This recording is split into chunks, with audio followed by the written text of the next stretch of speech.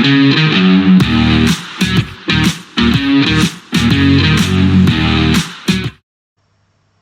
welcome back to the Supercoach Enough channel. In this video we're going to preview game week 22, or round 22 I should say, of the 2025 NRL Supercoach season. So very much in EPL mood there with the game week chat.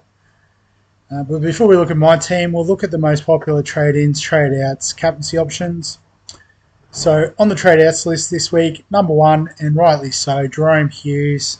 Probably going to miss the rest of the regular rounds with the shoulder dislocation. So 30,000 trade-outs, plenty of great options to bring in. So makes sense. Karapani's been dropped by the Broncos, so number two on the trade-outs list. Probably some upgrades and a potential downgrade or two, so definitely one to move on. The next few, Tino is probably a hold, given that he should be back in a couple of weeks. You know, if you've still got a heap of trades, then yeah, do it. But I mean, you've got Klamatangi's out for the season, Olakuatu's done for the season. You know, Connor Tracy's done until finals. Wade Egan, concussion 1 week, so you know, probably trading out Klamatangi, Olakuatu, Connor Tracy before you worry too much about Big Tino. Obviously, the cheaper price point, not a lot of value there anyway. Wade Egan, you could trade if you wanted to go to a Harry Grant or another keeper in the hooker position. But if you believe in Wade Egan, he's a hold for 1 week. Iongi, I think he's out for a few weeks, so a bit in the Tino sort of boat, but with the greater value, and obviously fullback is a very lucrative position for scoring. You could probably trade him out. Sandon Smith, so concussion, but you know, probably can look to upgrade, downgrade him. And Dylan Lucas, I think he's seasoned as well, so he's another one that can go.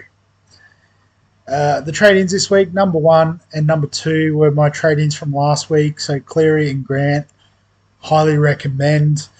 Dearden at 3 I do like as a bit of a point of difference in the halves, given, you know, his form of late. Renakama is that number one downgrade option. With Connor Tracy out, I think the wing spot is his for the rest of the year. And seriously is considering looking at bringing him in this week. Hudson Young at number 5 is currently my trade-in option in the second row. Has the upside that we like and has a pretty decent run. Jacob Kiraz at number 6. So if you haven't got him, absolutely get him in. Is moving to fullback, but I think that just gives him more opportunity for tackle breaks, offloads, you know, and try involvements as well. So big fan of Kiraz. Isaiah Yeo, so I guess a lot of people would probably be sideways in Tino because of the price.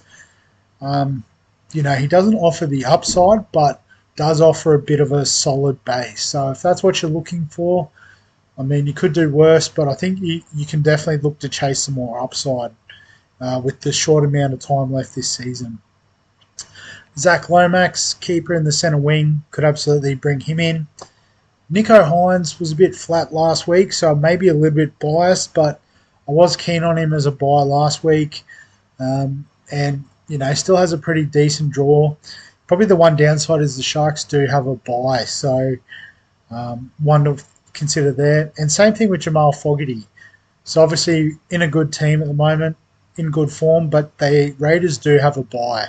So that might be the one sort of knock on a Hudson Young at this time of year. In terms of captains, no, that's break evens. Top 10%, we'll give them some credit. So the most popular captaincy this week, Nathan Cleary against the Titans. It's a pretty juicy matchup. And as you can see, he's currently in my captaincy slot. Big fan of it. Dylan Edwards, again, same matchup, same potential for upside. You know, obviously Cleary's doing the goal kicking now, so that does limit Edwards a little bit, but I understand it. Jacob Kiraz in that second to last game, so a good opportunity if you wanted to VC a Cleary or Edwards. I don't quite have the stones to go it, but I applaud anyone who does. Herbie Farnworth, great VC option this week, as you can see. Few people keen to just captain him straight. Don't hate it. Nico Hines, a few people hoping he bounces back against the Cows. Last game of the round, so I mean it is an easy option to captain. James Tedesco, getting into some pod territory here, but he's always a good chance. Terrell May, always a solid captaincy option.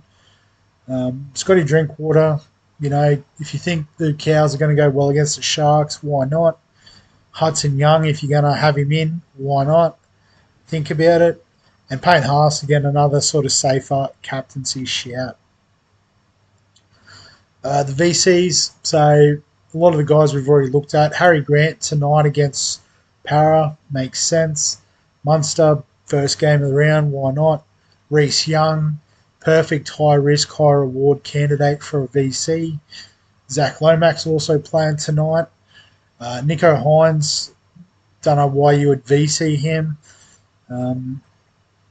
but 4% have.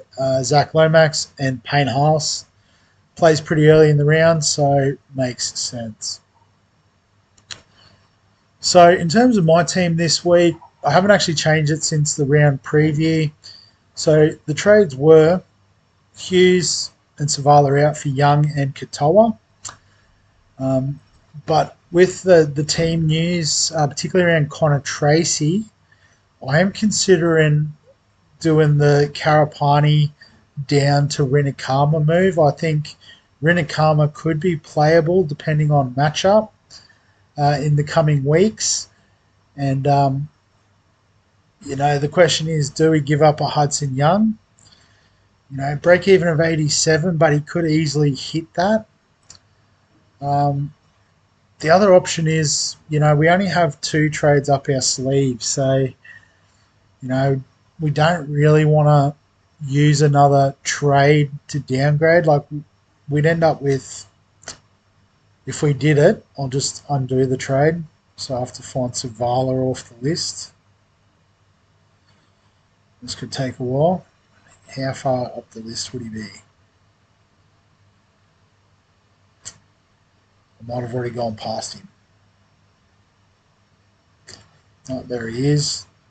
So if we did do this Karapani to Rinakama move,